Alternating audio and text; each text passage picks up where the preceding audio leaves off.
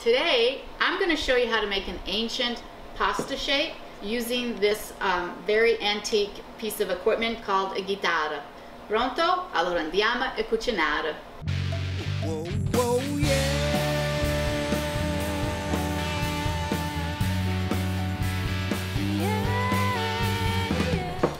Thank you for tuning in to the GreenOlive cooking channel. My name is Lucia. This is a channel where we bring great meals and memories through wholesome Italian cooking to your kitchen. And if you haven't done so already, go ahead and hit the subscribe button, and don't forget to hit the notification bell. That's my way of letting you know that I have a new recipe for you. So today I'm going to actually use this piece of equipment. It's very ancient, or old school I should say. It's called a chitarra, which in English obviously translates in a guitar, kind of sounds like that. And it makes kind of like a spaghetti, but it's not spaghetti because spaghetti's round and this is actually going to be square. So first let me go ahead and show you how to make the homemade pasta. Let's put that aside. And to start our pasta, we're going to need some flour. And I just like to make it on the my counter. It's pretty easy, not as much cleanup with all the equipment. And then I'm going to add a little bit of salt. And I'm just going to kind of mix all my salt and my flour together. And then I'm going to make a well, which is where I'm going to incorporate my eggs. And so I'm going to crack 3 eggs in here.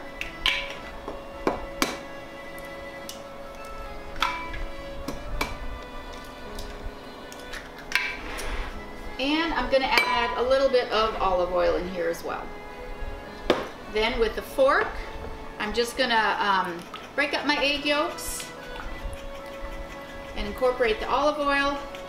And then using my fork, I'm now going to start incorporating the flour in the inside of my well. And so I like to work with my fork perpendicular, and I just kind of do a circular motion, and it slowly brings the flour in. And of course your well is going to get larger, and that's totally okay.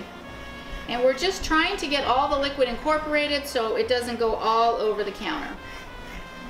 And once it is nice and thick, we can actually start using our bench scraper and just kind of bring the rest of the flour in. And I'm just kind of cutting the flour into the liquid.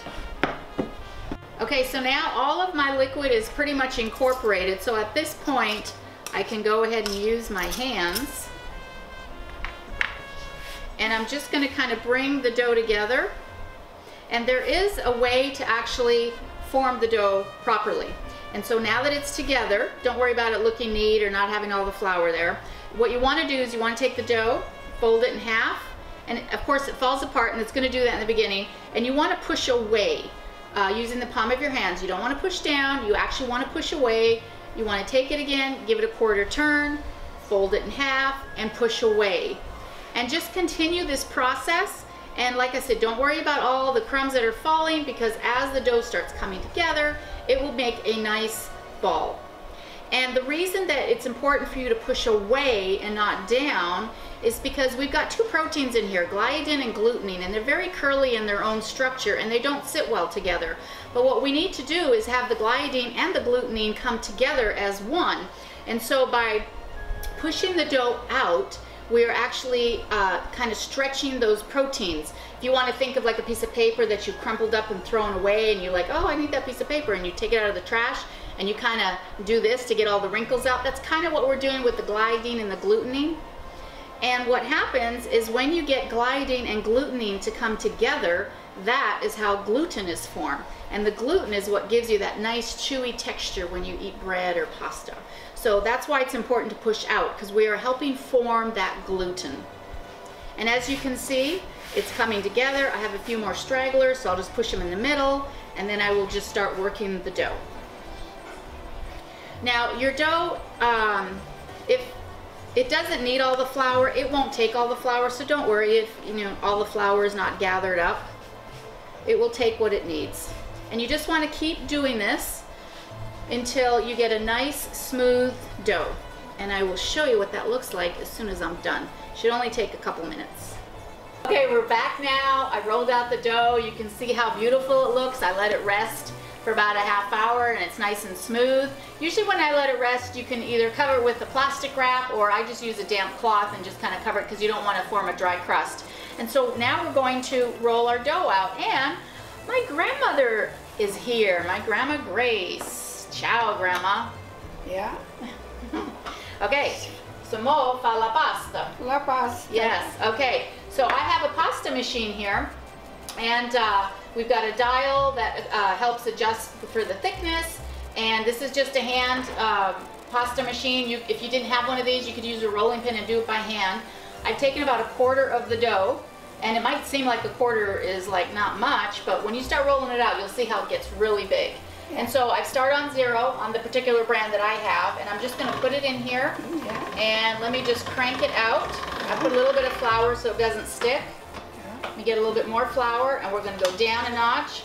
And so every time we go down a notch, the dough will get thinner and longer. And you can't speed the process. You can't start on number 5. You have to start at 0 and work your way to 5.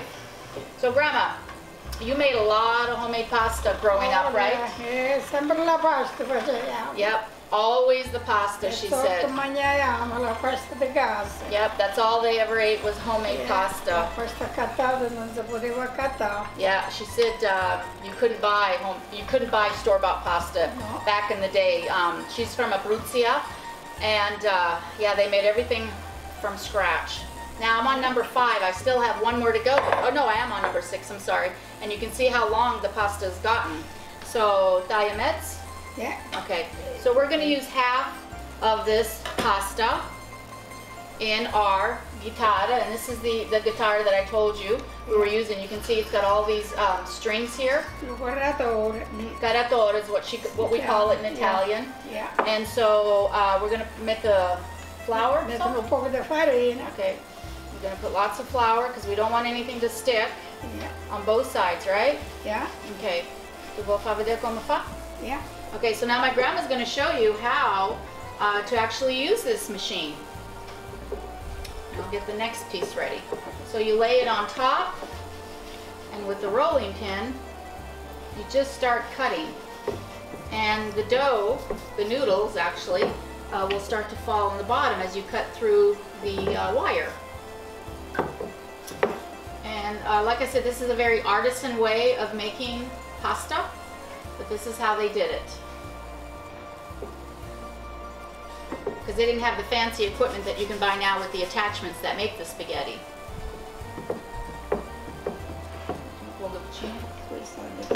Okay, all right. So we can see it starting to fall. How old were you when you first started making pasta? Mamma mi faceva fare la pasta pure quando avevo 8 anni. Oh, 8 years old she started making pasta. Metteva sopra una seggiola She'd sit on the chair e mi faceva fare la pasta. and she'd make make the pasta. Yeah. Everybody learned how to cook at a very young age. Yeah, anche io perché non ci stava niente da mangiare. There was nothing to eat.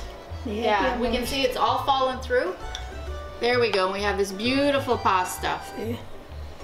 Questa è la pasta di casa. Yeah, pasta from home. My grandma would share with me the things that she used to eat growing up. And I remember one year we went on a cruise together. Ricordo quando è andata la cruise? Yeah. And it was seafood night. And, you know, escargot is not something that I order, but they had it that night, and I thought, well, let's go ahead and eat that because it's expensive and it's already paid for on the cruise. And my grandma did not eat any of the escargot. Ricordo quando tu ne mangiavi l'escargot? The snails? Yeah, The snails. No. Yeah, no, she wouldn't eat them. And I asked her why, and she said, because growing up, she grew up during the war, there was no food, and the only food to eat were snails. They weren't escargot back then, they were snails. Yeah, chamalik. Yeah, chermalik, and that's what they're called in Italian. And so she said, snails. Snails. Yeah. She said she would never ever eat snails again because it was a horrible time in her life as a reminder. Non ci stava niente per mangiare. There was nothing to eat, so she had to eat the snails. And so, yeah, that was very interesting. I learned that about why she doesn't eat snails or escargot. Yeah.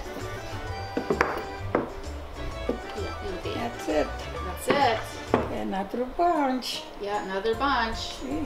Perfect. Perfect. Pasta di casa, noi usiamo Stiamo un bunch di people, un po' di 10 persone. Yep, they were 10 people, and so that was what they made all the time, is pasta for Mettiamo a fare la everybody. pasta tutti i giorni. Every day, 10 people. Every day. Yep, yep. Okay. Yeah. All right, we're gonna do 2 more now. All right, now that our pasta's done, we're gonna make a homemade marinara sauce. And we've got an abundance of tomatoes and bell peppers from the garden, garlic, everything. Yeah. Onions. Yeah, we went and got some this morning. Pepper. Yeah, so we're gonna use the ingredients from the garden. So to start off with, we're gonna use about a 1/4 cup of olive oil. You wanna make sure you get a nice coating on the bottom of your pan. And then we are going to add some onions. Yep, some garlic. Some garlic. And about a 1/2 of an onion. Yep. And we just want to saute the onions up for a couple minutes, and I'm going to add a little bit of salt. I'm going to put a little salt in here. The salt will actually help pull some of the moisture out from the onions while this sautés for a few minutes. You make a lot of homemade sauce, don't you? Oh, yeah. All the time. Yeah, all the time. When you have it from the garden or the can, if you don't have fresh garden. Yeah. Because my grandma lives in Canada, so the tomato season is a little bit shorter up there than here. But you plant a garden every year. Every year I plant the garden. I put everything in the garden. Yep. She does a lot of cooking from the garden. Yeah. What kinds of stuff do you plant in the garden? Yeah. Beans, tomatoes, everything, carrots. Yep. Carrots, beans, tomatoes. Beans. Yep, beans. Yep. Everything I eat, everything fresh in the garden. Yeah. She loves to go out into the garden and just pick all kinds of stuff. And just spend time, put a lot of flowers around the house. Yeah, flower. Yeah, my grandma loves gardening. A lot of flowers around the house. Lots of flowers. Yeah. What's your favorite flower? Anything flower. Anything flower? Yeah. Okay, that's good. Yeah. Well, you can smell the onions and garlic. It smells good, huh? Smell already. Yeah. Okay. Yeah. Que bella perfume. Beautiful perfume. Yeah. Beautiful aroma. Now it's time to put tomatoes. Yeah. Okay, so let's go ahead and put the tomatoes. We got about 2 cups of chopped tomatoes. Yeah. Mettre den. And you want to be careful when you put your tomatoes in that it's not too hot, otherwise all that liquid will splatter and you could burn yourself. Yeah. So you want to be careful. All right, so at this point, we're going to let this cook on a medium heat, and it'll probably take about a 1/2 hour, 45 minutes, right? We got to cook the tomatoes down. About a half hour to cook. Very nice. Yep. So we will come back in about a 1/2 hour. We'll taste it for seasoning. And we're also going to add some basil, but you want to add the basil at the end. You don't want to add it too much in the beginning, otherwise it'll taste bitter. Yeah, At the end. too much. Yeah, it cooks too much. You So we want lose the flavor. to lose the flavor, so we want to add it towards the end, so it's nice and fresh. You want to put a little bit parsley. Parsley. Nice. Okay, we'll put parsley too. Yeah, so there's other herbs you can use other than basil if you don't have basil. Yeah, you use basil. Yep. Yeah. Okay, so we're just going to cover this and let this cook for about a 1/2 hour, Grandma? Okay, let's do that. Yeah. And maybe let's go have some coffee while we wait. Okay, so now our salted water is boiling. So mette la pasta dentro. No, la pasta. So now we're just going to put our pasta in the water. In the water. And what's going to happen is it's going to all sink to the bottom, and then it'll float to the top. And once it floats to the top, give it about an extra minute or so, and then your pasta will be cooked. Fresh pasta cooks much quicker than store-bought because it's fresh. Okay, let's give that a stir. Yeah. Okay, give that a minute, and you can see it's already starting to kind of float to the top, which is perfect. And we have our sauce already back here that you can see is cooked down, and we're going to add our pasta to it as soon as it comes, all comes to the top. All right, so now you can see it's boiling, the pasta's all come to the top, so it is ready. But before I throw the pasta in, I'm just going to take a bay leaf, and just kind of chop it up and put it into the tomato sauce. So it'll start getting some flavor of the basil in here. And now at this point, oops, let me lower my stove. I'm going to now take the pasta and just throw it into my sauce.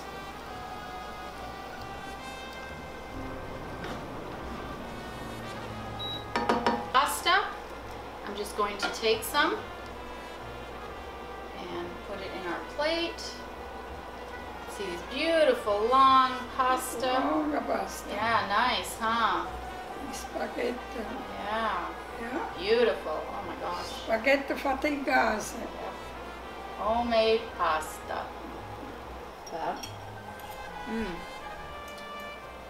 È buono. It is so good. Very nice. Very nice, yeah. Thank you, Grandma, for helping me make this. I Yeah. appreciate it. I hope you guys try to make homemade pasta. It's really simple. And if anything, even the marinara sauce is super simple as well. So if you'd like to see another video, go ahead and click on here and I will catch you over there. Otherwise, ciao, ci vediamo. Buono buono.